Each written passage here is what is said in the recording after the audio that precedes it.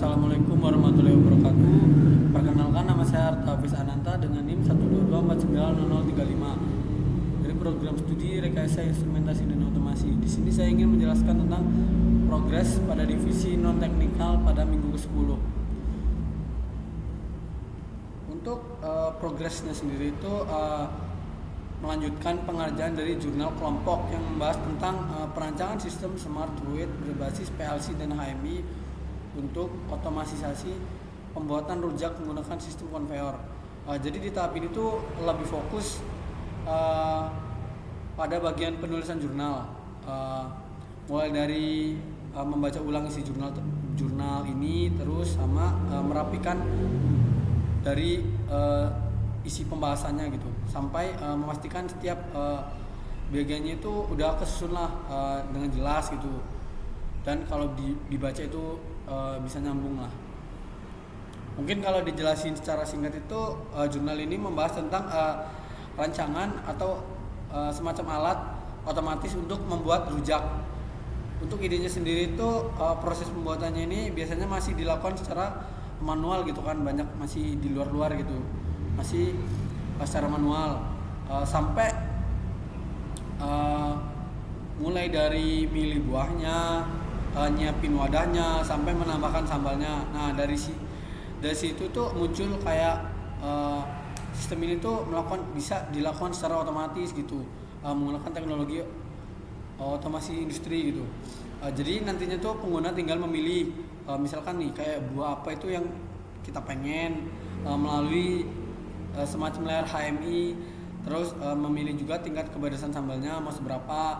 Setelah itu tuh sistem akan bekerja secara otomatis tanpa perlu bantuan manual lagi gitu.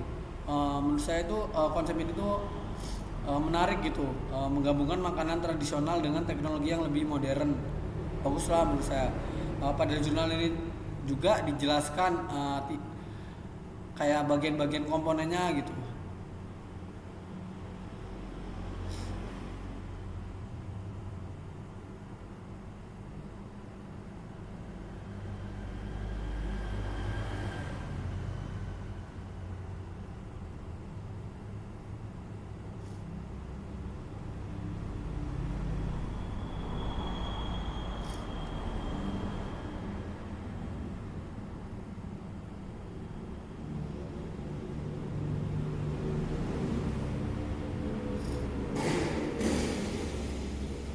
Seperti yang tertampil itu untuk komponen-komponen itu ada PLC Mitsubishi yang berfungsi sebagai pusat kontrol atau otak dari sistem ini gitu. PLC ini juga menerima semua input lalu mengatur jalannya seluruh proses dari awal sampai akhir. Kemudian itu ada HMI sendiri.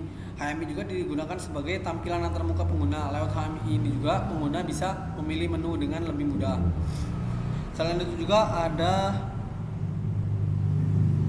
sensor infrared yang tugasnya itu mendeteksi posisi wadah di konveyor. Jadi saat wadah sampai di titik tertentu, sensor akan membaca keberadaannya lalu mengirimkan sinyal ke PLC. Setelah itu PLC akan semacam memberikan perintah ke aktuator lainnya. Lalu ada motor stepper yang digunakan untuk menggerakkan konveyor. Konveyor ini juga membawa wadah dari satu proses ke proses berikutnya. Setelah itu ada servo motor yang membantu proses pengeluaran buah sesuai pilihan pengguna. Dan di tahap akhir itu ada silinder pneumatik yang mendorong wadah keluar ke area pengambilan sebuah rujak sewaktu selesai sudah dibuat.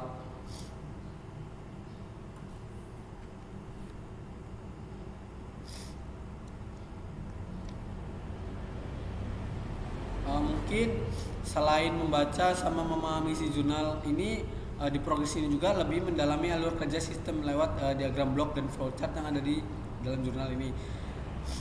Jadi itu nyoba memahami gitu urutan kerja dari awal sampai akhir apa aja gitu, mulai dari sistem dinyalakan, lalu pengecekan koneksi PLC, kemudian pengguna ini melakukan input di HMI-nya gimana, sensor membaca posisi wadah, konveyor bergerak, buah dan sambal dikeluarkan sesuai pilihan, sampai yang terakhir itu wadah selesai diproses dan bisa diambil oleh pengguna.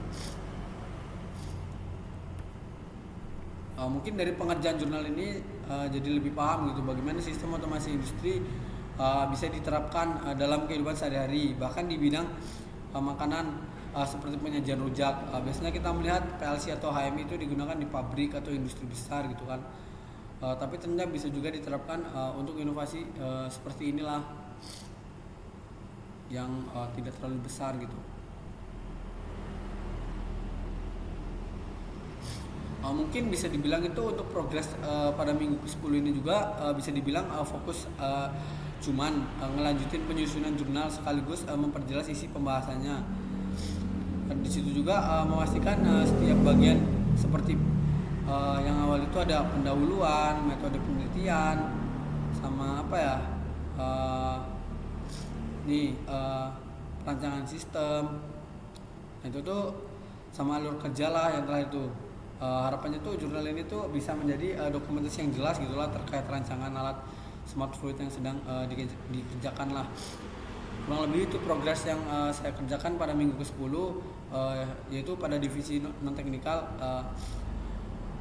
Lebih jelasnya itu melanjutkan pengerjaan dari jurnal seperti memperbaiki penulisannya, terus sama pembahasannya, serta memperdalam pemahaman mengenai sistem smart fluid yang dirancang agar si proses ini tuh bisa berjalan secara otomatis, efisien, sama lebih modern lah, lebih baik lah bisa dibilang lah.